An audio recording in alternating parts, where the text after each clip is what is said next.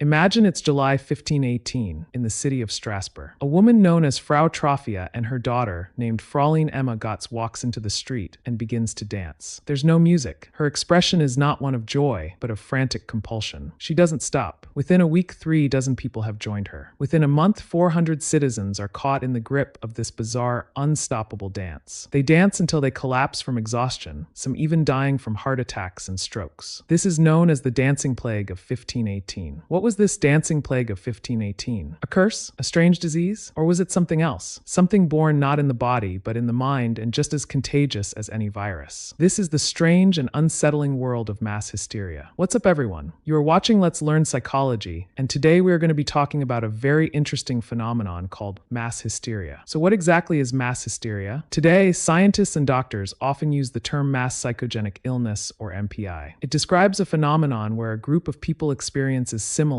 very real physical symptoms, but with no identifiable medical or environmental cause. It's crucial to understand that these symptoms are not faked. The headaches, the dizziness, the fainting spells, the twitches, they are genuinely felt. It's a powerful example of the mind-body connection where psychological distress converts into physical illness. To truly understand this phenomenon, we have to look back at some of history's most baffling cases. In January of 1692, in the small isolated community of Salem, Massachusetts, the daughter and the niece of Reverend Samuel Parris began to have strange symptoms. They screamed, contorted their bodies, and complained of being pinched and pricked. William Griggs, the village doctor, was called in. When a doctor could find no physical cause, he declared them bewitched. The diagnosis spread faster than any disease. Soon, more girls began showing the same symptoms. Under pressure, they named their tormentors, leading to a full-blown panic and court trials called Salem witch trials. These were a perfect storm of religious extremism, social anxiety, and a legal system that accepted spectral evidence. Spectral evidence means someone could be found guilty based on dreams or visions. Even if there was no real proof, people were still punished. By the time the hysteria ended, over 200 people had been accused of witchcraft. 19 people were hanged, 1 man was crushed to death, and several died in jail. Later, the community realized their mistake, and many of the victims were officially declared innocent. The Salem witch trials remind us of the danger of fear, false accusations, and unfair trials. The 20th century brought its own bizarre outbreaks. In 1962, at a mission school in Tanganyika, modern-day Tanzania, 3 girls started laughing. But it wasn't normal laughter. It was uncontrollable and went on for hours, then days. The laughter epidemic spread through the school, affecting 95 students. The school was forced to close. When the students went home, they infected their families and neighbors. The epidemic rippled through the region for over a year, affecting more than 1,000 people with fits of laughing and crying. You might think mass hysteria is just past. You'd be wrong. In 2011, at a high school in Leroy, New York, a dozen teenage girls began developing alarming, Tourette-like symptoms,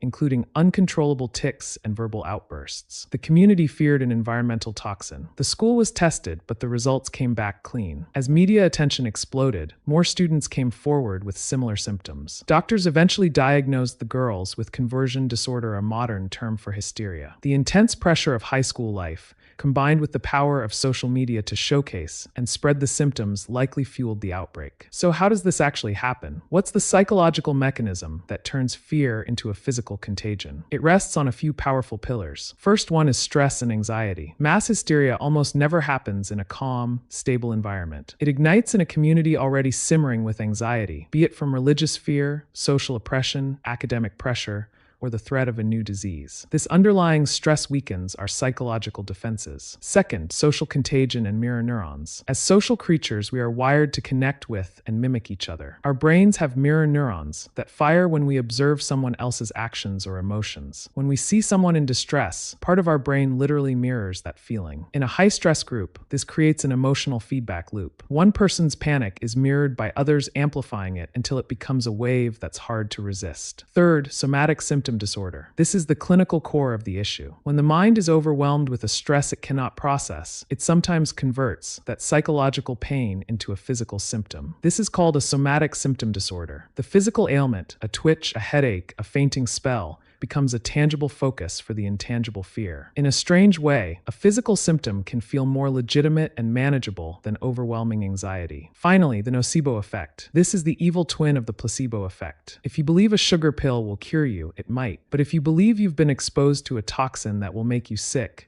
your brain can actually create the symptoms of that sickness. A rumor of a strange smell or a mysterious bug can be enough to trigger very real nausea and headaches in those who believe they are at risk. Understanding the psychology is one thing, but in a world of viral news and constant alerts, how do we protect ourselves and our communities from these psychological contagions? On a societal level, the response is critical. Health officials must conduct swift and transparent investigations to rule out any real threat. This builds public trust. The media also has a huge responsibility to report facts, not fuel speculation. Sensationalism is the oxygen that hysteria breathes, but the most powerful defense starts with you. Here are 3 strategies for building psychological immunity. Number 1, practice emotional hygiene. We wash our hands to prevent germs. We should do the same with our minds to prevent panic. This means consciously managing your emotional state. When you feel anxiety rising, step away from the screen. Practice deep breathing. Inhale for 4 seconds, hold for 7, exhale for 8. This simple act can break the physiological stress cycle in your body. Or do some activity like push-ups or something. This will also help. Number 2, cultivate media literacy. Don't passively consume information, question it. Before you believe or share a shocking story, ask, who is the source? Is this a credible news organization or a random social media account? Look for multiple, reliable sources. Your critical thinking and verifying the sources stops the nocebo effect in its tracks. Number 3, focus on your locus of control. Much of our anxiety comes from feeling helpless. So draw a mental circle around the things you can actually control, your actions, your responses, your information, your diet, etc. Focus your energy there rather than on the vast number of things you cannot control. This shift in perspective is a powerful antidote to the feeling of being overwhelmed that so often precedes mass panic. From dancing plagues to Salem witch trials, mass hysteria reveals a profound truth about the human condition. We are not just individuals. We are social creatures deeply connected and influenced by one another. Mass psychogenic illness isn't a sign of weakness or delusion. It is a real, physical response to an overwhelming tide of fear and stress. In our hyper-connected and anxious world, understanding this strange contagion of fear is more important than ever to protect ourselves. I hope you guys enjoyed the video. Make sure to like and subscribe. Your little support on Patreon can really help me produce more amazing content. Until next video, keep learning,